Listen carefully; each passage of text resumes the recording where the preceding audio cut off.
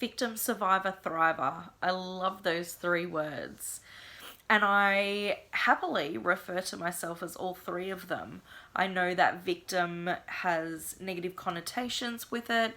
I used to feel like victim had that air of weakness about it, that vulnerability, and I never wanted to refer to myself as a victim, but it is a part of my story, and I think that it's still important to embrace those parts of your story no matter how they make you feel, because there's always something to learn from it. There's always something to really embrace so that you can let go of some things, move forward from others, take the lessons, take the learnings, teach others. And I used to be a victim. I was a victim. I was a child victim, and then I was an adult victim. And then after I left that relationship, I then referred to myself as a survivor and as a victim survivor. I left my first domestic violence relationship. God, I'm pretty sure it's 10 years this year, so 9.5 years or so. I feel like I've been saying 9.5 years for a while. But it's 10 years this year, and I really feel like over the last couple of years that I've been embodying the thriver mentality, which is not just surviving and just getting by and just getting through the day and just functioning.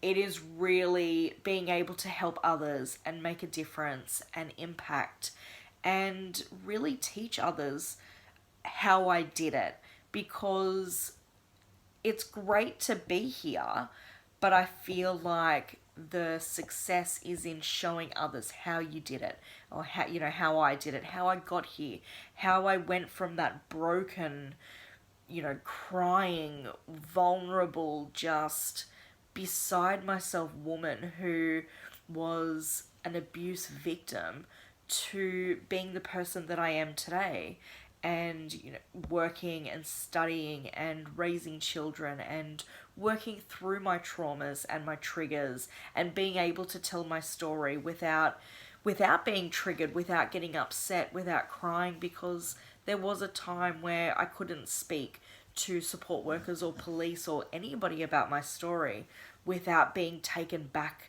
to that position and feeling that vulnerability and feeling the position that I was in. Now I can tell it like it is just a part of my story, just a part of my past. And it's been something that has created who I am today, because I wouldn't be where I am today without experiencing what I experienced. At the time, it felt really shit. But now I can see how far I've come and how much I've learnt and how much more I understand now, and how I'm in a better position to show others, teach others how I did it. And I did it through creating safety and using meditation, learning meditation, and being able to, and loving myself. But those are all different videos, because I just wanted to just really explain that I love the victim, survivor, thriver, to explain the parts of my story that are parts of my story. Even the bad parts, even the messy parts, even the ugly parts, they are part of my story. And I think it's still important to include them and to identify them and to embrace them. So, victim, survivor, thriver. What do you think? Do you identify yourself as a victim or a victim survivor? Do you not like using victim? Do you want to just go straight to thriver? I would love to inspire other people, and so it is a process that I'm working through, that I'm moving through. What about you? What do you like to, how do you like to describe yourself? I'd love to hear it.